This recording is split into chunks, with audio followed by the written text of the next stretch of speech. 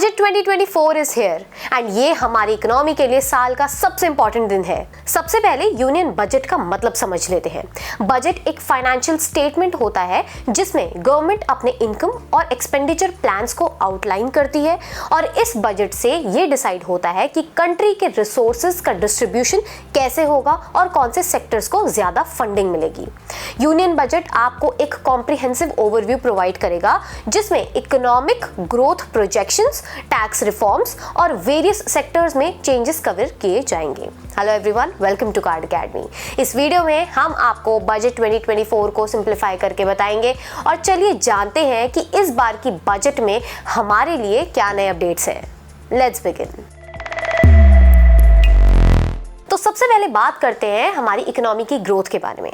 Economic survey के हिसाब से इंडियन इकोनॉमी 2024-25 में 6.5 से 7% से ग्रो करने की उम्मीद है और ये ग्रोथ रेट दिखाता है कि हमारी इकोनॉमी स्ट्रॉन्ग रिकवरी की तरफ बढ़ रही है। सो आगे के लिए काफ़ी पॉजिटिव सिग्नल्स मिल रहे हैं। इसका मतलब है कि नए जॉब्स क्रिएट होंगे, बिजनेस फ्लरिश करेंगे और ओवरऑल इकोनॉमिक स्टेबिलिटी पर फोकस बढ़ेगा। और वही अगर इन्फ्लेशन यानी बढ़ती महंगाई की बात करें तो वो अभी लो है और 4% का टारगेट माना जा रहा है। अब बात करते हैं यूनियन बजट के one of the most important part की, जो कि है टैक्स रिफॉर्म्स। इस बजट में न्यू टैक्स रिजीम में स्टैंडर्ड डिडक्शंस को 50,000 से बढ़ाकर 75,000 कर दिया गया है और फैमिली पेंशन के डिडक्शन को 15,000 से बढ़ाकर 25,000 कर दिया गया है, जो कि अच्छी बात है। और गवर्नमेंट ने इनकम टैक्स स्लैब्स में भी कुछ इंपॉर्टेंट चेंजेस किए हैं और नए टैक्स रिजीम के तहत अब 0 से 3 लाख तक कोई टैक्स नहीं होगा। 3 लाख से 7 लाख की इनकम पर 5% टैक्स लगेगा, 7 लाख से 10% लाख पर 10% टैक्स लगेगा, 10 लाख से 12 लाख पर 15% टैक्स लगेगा, 12 से 15 लाख की इनकम पर 20% टैक्स रहेगा एंड 15 लाख एंड अबव पर 30% टैक्स एप्लीकेबल है। वही अगर पिछले साल के टैक्स स्लैब की बात की जाए तो वहां पर आपको 0 से 3 लाख तक कोई टैक्स नहीं होता था। 3 लाख से 6 लाख तक 5% टैक्स लगता था।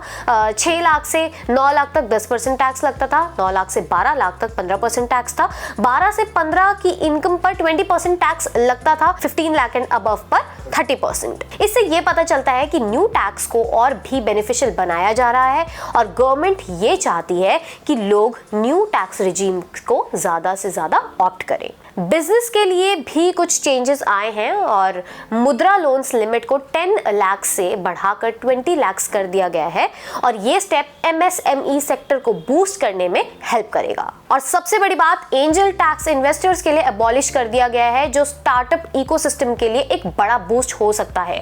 इसके अलावा इन्वेस्टमेंट के ऊपर लगाने वाले टैक्स की बात करें तो कैपिटल गेन्स में भी सिग्निफिकेंट चेंजेस किए गए हैं और शॉर्ट टर्म कैपिटल गेन्स में अब टैक्सेस को 15% से बढ़ाकर 20% कर दिया गया है। यानी अगर आप म्यूचुअल फंड्स या शेयर्स खरीदते हैं और 12 महीने पूरे होने से पहले बेच देते हैं तो उस पर होने वाले गेन्स पर अब आपको 20% टैक्स देना होगा। और अगर लॉन्ग टर्म कैपिटल गेन्स की बात करें तो टैक्स रेट को 10% से बढ़ाकर 12.5% कर दिया गया है। मतलब अगर आप अपने स्टॉक्स या म्यूचुअल फंड्स को 12 महीने के बाद बेचते हैं तो अब उस पर 12.5% टैक्स लगेगा। लेकिन यहाँ एक बेनिफिट भी दिया गया है, जैसे पहले अगर आपका long term capital gains 1 lakh रुपए से कम होते थे तो आपको कोई टैक्स नहीं देना पड़ता था, पर अब इस लिमिट को बढ़ाकर 1.25 लाख कर दिया गया है। यानी आपको 25,000 का एक्स्ट्रा बेनिफिट मिलेगा। और अगर आप फ्यूचर एंड ऑप्शंस में ट्रेड करते हो तो आपके लिए एक बुरी खबर है।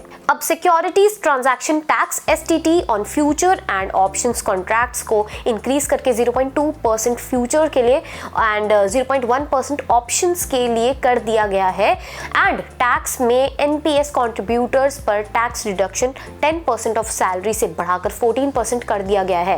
एंड फॉरेन कंपनीज के लिए कॉर्पोरेट टैक्स को 40% से घटाकर 35% करने का भी प्रपोजल रखा गया है। इसके अलावा फाइनेंस मिनिस्टर निर्मला सीतारमन ने बजट स्पीच में बताया कि सरकार ने गोल्ड और सिल्वर पर बेसिक कस्टम ड्यूटीज को 6% और प्लैटिनम पर 6.4% से कम कर दिया है और मोबाइल फोन्स और मोबाइल चार्जेस पर भी कस्टम ड्यूटी को 15% 15% करने का प्रपोजल रखा है एंड 25 क्रिटिकल मिनरल्स पर भी कस्टम ड्यूटी को माफ करने की बात की है। मूविंग अहेड, इंफ्रास्ट्रक्चर डेवलपमेंट के लिए गवर्नमेंट ने काफी सिग्निफिकेंट स्टेप्स लिए हैं। पीएम ग्राम सड़क योजना फेज 4 के under 25,000 rural habitats and all weather roads provide की जाएंगी और रूरल डेवलपमेंट्स के लिए बजट में 2.66 लाख करोड़ एलोकेट किया गया है और ये सब गांव के लोगों के लिए बहुत बेनिफिशियल होगा। और इसके अलावा पीएम आवास योजना अर्बन के तहत 1 करोड़ गरीब और मिडिल क्लास फैमिलीज की हाउसिंग नीड्स को पूरा करने के लिए 10 लाख करोड़ का इन्वेस्टमेंट किया जाएगा। ऑल्सो अर्बन डेवलपमेंट के लिए हाई स्टैंप ड्यूटी को मॉडरेट किया जाएगा, स्पेशली फॉर वुमेन, एंड ये रिफॉर्म अर्बन डेवलपमेंट स्कीम्स के लिए एसेंशियल कंडीशन बनाई जाएंगी। हेल्थ केयर और एजुकेशन के सेक्टर में भी गवर्नमेंट ने काफी फोकस किया है और education, employment and skill development के लिए 1.48 लाख करोड़ का बजट एलोकेट किया गया है। ये बजट एजुकेशन सेक्टर को और स्ट्रॉन्ग बनाएगा और यूथ को नए एम्प्लॉयमेंट अपॉर्चुनिटीज प्रोवाइड करेगा। इसके अलावा गवर्नमेंट ने एम्प्लॉयमेंट को लेकर भी सोचा है और 3 नई एम्प्लॉयमेंट लिंक्ड स्कीम्स लॉन्च करने का प्लान भी बनाया है। इसमें फर्स्ट है, गवर्नमेंट 30 लाख यूथ को जॉब मार्केट में एंटर करने पर इंसेंटिव्स देगी, जिसमें 1 महीने का प्रोविडेंट फंड कंट्रीब्यूशन इंक्लूडेड होगा। और फाइनेंस मिनिस्टर ने यह भी अनाउंस किया है कि देश में वर्किंग वुमेन हॉस्टल्स भी सेटअप किए जाएंगे जो वुमेन वर्क फोर्स पार्टिसिपेट को प्रमोट करेंगे। और लास्टली एक already existing scheme, Mahatma Gandhi national rural employment guarantee का एम है कि हर फिस्कल ईयर में कम से कम एक मेंबर को 100 दिन का एम्प्लॉयमेंट दिया जाए।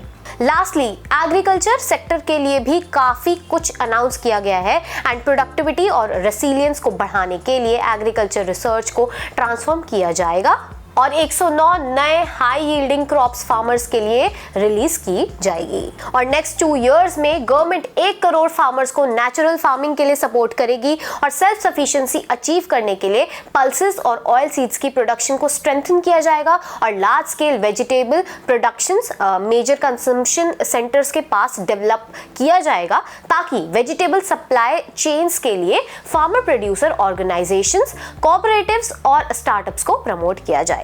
हमें लगता है कि इस बजट से काफी पॉजिटिव चेंजेस आने की उम्मीद है जो लॉन्ग टर्म में हमारी इकोनॉमी को और कॉमन मैन के लिए बेनिफिशियल होंगे। इस बजट से इकोनॉमी का ओवरऑल ग्रोथ और डेवलपमेंट काफी स्ट्रॉन्ग और स्टेबल दिख रहा है जो हमें एक ब्राइट फ्यूचर का प्रॉमिस करता है। तो ये था यूनियन बजट के ऊपर एक इन डेप्थ ओवरव्यू। आपका क्या ओपिनियन है यूनियन बजट 2024 के बारे में? हमें कमेंट्स में जरूर बताएं। Subscribe to Card academy.